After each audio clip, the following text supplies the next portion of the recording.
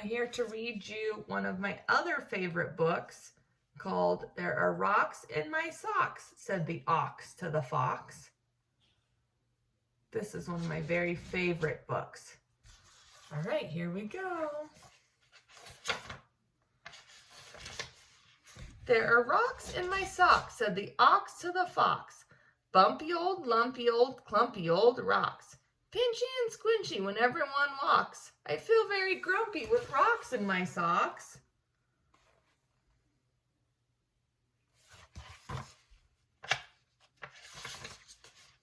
See here, my dear steer, said the fox to the ox. Why don't you stop grumping and take out the rocks? I must say I've noticed the longer one talks, the less time one has for taking out rocks. But sir, there's no way, said the ox to the fox, to get rid of these rocks that are inside my socks. With my shoes underneath and my feet firmly on top, I see no way at all of removing the rocks.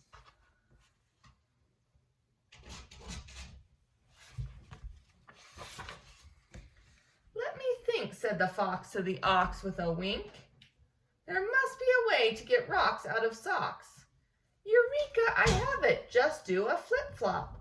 Put your legs in the air so your feet aren't on top of the rocks, which will then slide right out of your socks. It's a good thing I'm clever, said the fox to the ox. Yes, indeed, you are clever, said the ox to the fox. If I do a flip-flop so my feet aren't on top, then the rocks will come tumbling out of my socks.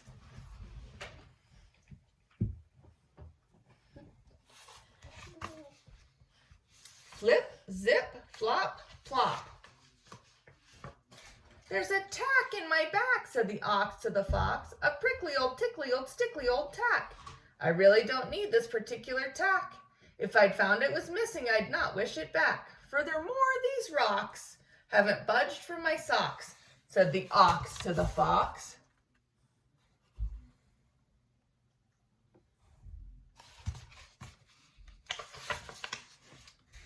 Said the fox to the ox, there's no need to sigh. I have it all solved in the blink of an eye. Quick, flick your tail neath your back, and you'll knock aside quickly that prickly old tack. You're lucky I'm here, said the fox to the ox. Yes, you're a great help, said the ox to the fox. With a swish of my tail, I'll give you that old tack, a good whack that will knock it from under my back. Swish, swish, whomp, thump.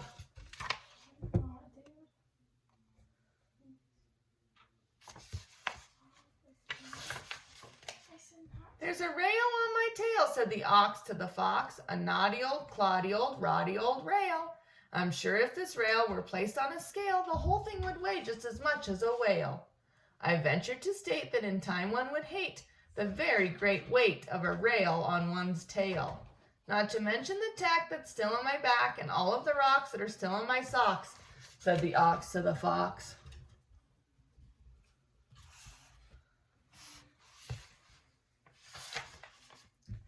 There, don't despair, said the fox to the ox. For it's true, don't you see? I'm sure you'll agree. You've no more to fear as long as you've me. Your troubles are over, I swear it is true. For what else could possibly happen to you? Zzz, buzz, flick, slip. Lay off.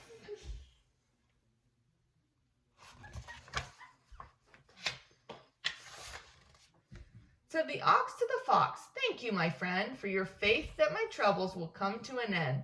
Perhaps you were right to make light of my plight, but it seems in the end it's not quite in sight.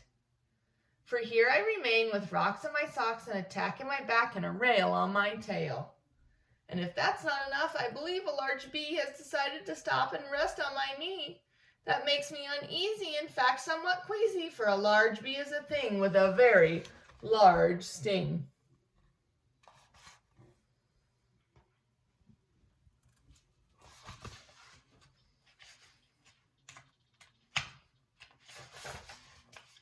Said the fox to the ox, yes, it does seem to me you'd be much better off without that large bee. However, because I'm so clever, I instantly see a way to remove that large bee from your knee. Just be quick. Kick your toes in the air towards your nose, which will shake that knee free of the unwelcome bee. Of course, said the ox. How silly of me. It's remarkably easy to shake off a bee. Flick, kick, zap, whap.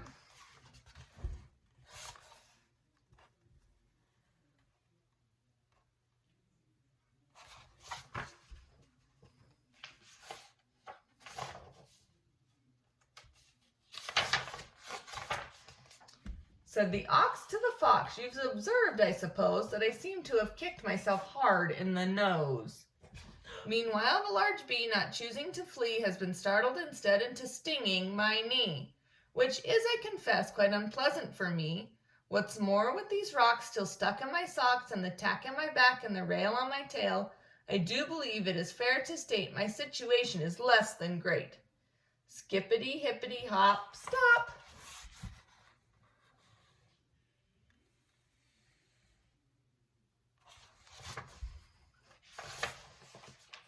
My word, said the bird, my eyes must be blurred. I've never seen anything quite so absurd.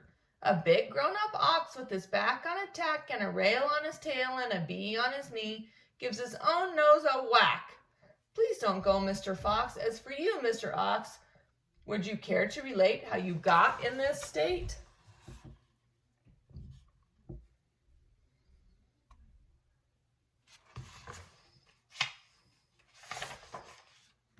It's a rather long story, said the ox to the bird. It's hard to explain everything that's occurred. I believe it began with my friend here, the fox, who's an expert at getting rocks out of socks.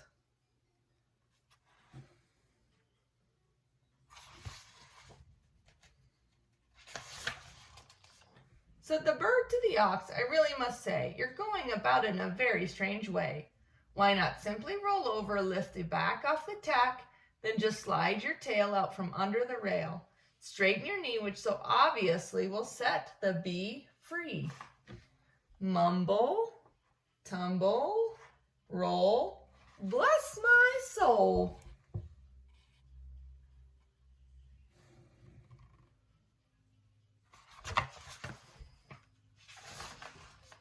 Now take off your shoes, then take off your socks, try wiggling your toes, then dump out the rocks. Next, put back each sock and put back each shoe, which is all, Mr. Ox, that you needed to do. It is true what I've heard, said the ox to the bird. All I needed to do to get rid of these rocks was to take off my shoes and to empty my socks? Of course, said the bird. Do you really want this watermelon back? Jiggle, wiggle, bump, bump, bump, thump, wump, lump. Ouch. I believe, said the ox, it might well be said that my friend the fox has rocks on his head. I hope you like that book. That was called There Are Rocks in My Socks, said the ox to the fox. Bye.